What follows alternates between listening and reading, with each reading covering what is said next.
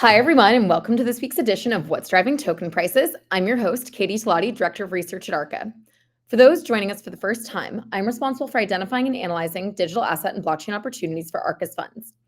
As part of our research, my team and I examine token prices and the market events that act as catalysts for price change. Based on our research and market events over the past week, here are some notable token price moves and what we think drove these moves.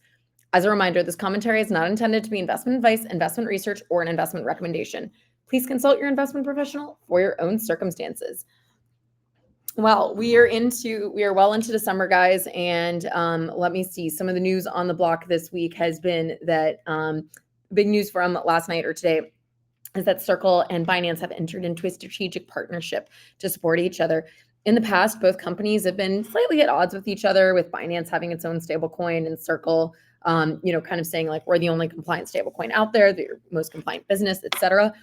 So this is definitely interesting and great to see that, industry people are joining forces in this effort as we kind of drive things forward here. The other big announcement I think this week has just been, continued positive regulatory outlook for the space with lots of different pro-crypto Trump appointments.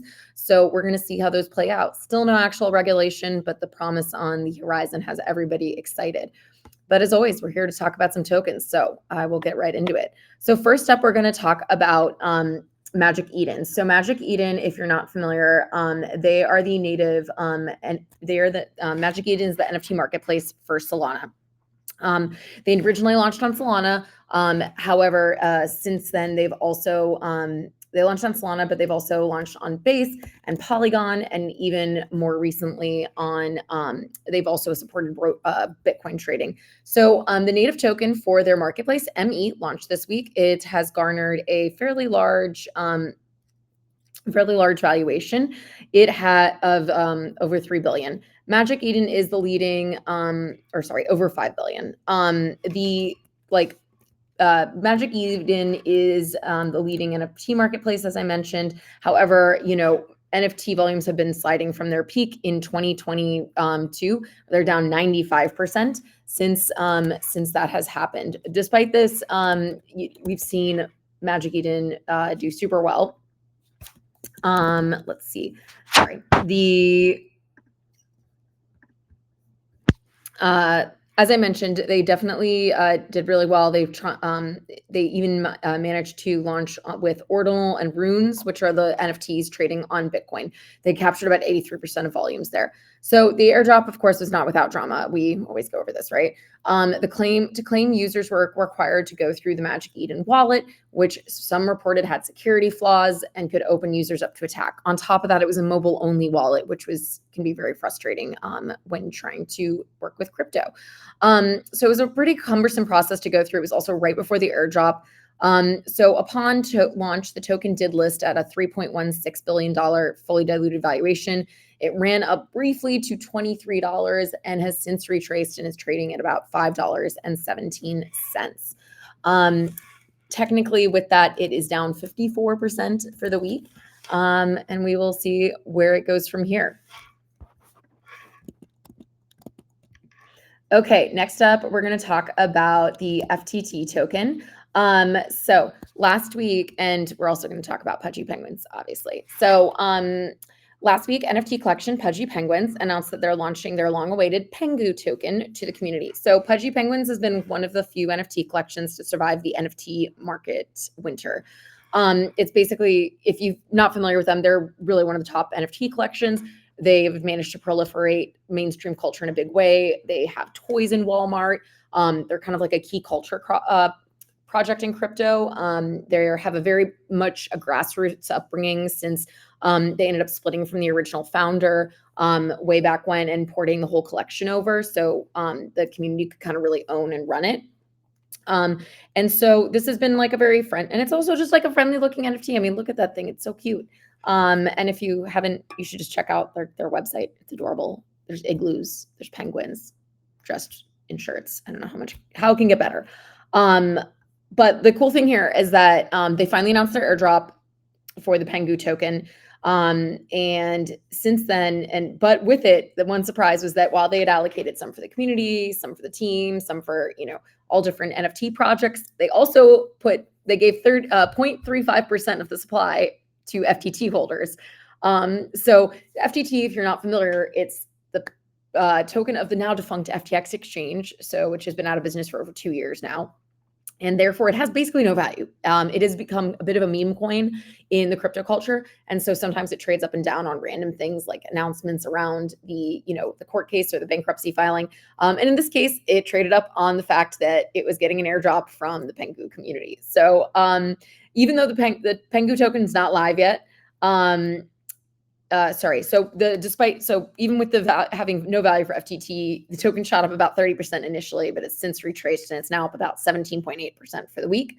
Pengu, not live yet. Don't fall for any scams. It is not live yet. But it has a pre-market trading value in some perpetual futures markets, and the token's valued at just under $1 billion, which would give the FTT allocation about $3.3 million. All right. We shall move on. Okay, SUSHI. So if you're not familiar with SUSHI, they're a layer 1 blockchain that uses the Move programming language. They're pretty new as far as layer one blockchains go. This last week, they made it a pretty big announcement. It was just they've integrated into Phantom Wallet. Phantom is one of the most widely used wallets. It really started by gaining a lot of traction on Solana. It has added a lot of functionality, and it's probably one of the only wallets that's really come for like MetaMask's lunch. And these are wallets which, you can have an in-browser Chrome extension for. You can also have a mobile version of it. I'm sure you can download a desktop version as well. I don't have the desktop version of Phantom though. The idea here though is that what's so great about this is that typically with a lot of blockchains, especially ones that are not EVM compatible, essentially compatible with Ethereum, it's really tough for users to get assets over. And so having a wallet that can basically integrate with like the Solana blockchain, Ethereum blockchain, and SUSHI really makes a huge difference. In addition to that, SUSHI is touted that Phantom comes with so many different features like swapping, staking, NFT storage, that it's going to be a big boon for the SUSHI ecosystem. So SUSHI's had quite a year.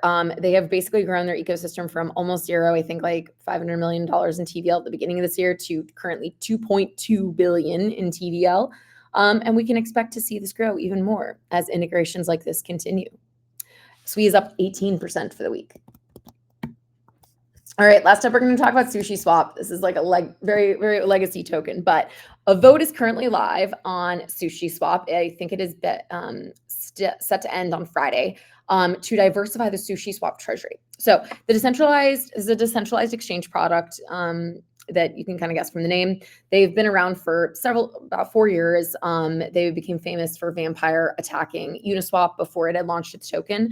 But it has faced a lot of problems. It's a super decentralized project. It's got a decentralized workforce and a total and complete DAO structure. And it has been, it's faced a lot of ups and downs with leadership coming and going through the project over the last couple of years. About 18 months ago, they did get a new CEO, Jared Gray, and he's made a huge attempt to clean up the project and the business, which now includes the treasury. So the Sushi Swap treasury mainly consists of sushi tokens. And obviously these are super volatile because they go up and down with the market. So, but this treasury is also supposed to provide funding and runway for this project. So having it in this very volatile treasury asset is not really a great way to do things. So the proposal basically suggests that they're going to sell sushi tokens for a diversified basket of tokens, including 70% stables, 20% blue chip assets, basically ETH, Bitcoin, Sol, and then 10% DeFi tokens. So the DAO owns about 15 million tokens, which sounds like a lot, but that's actually only 5% of circulating supply.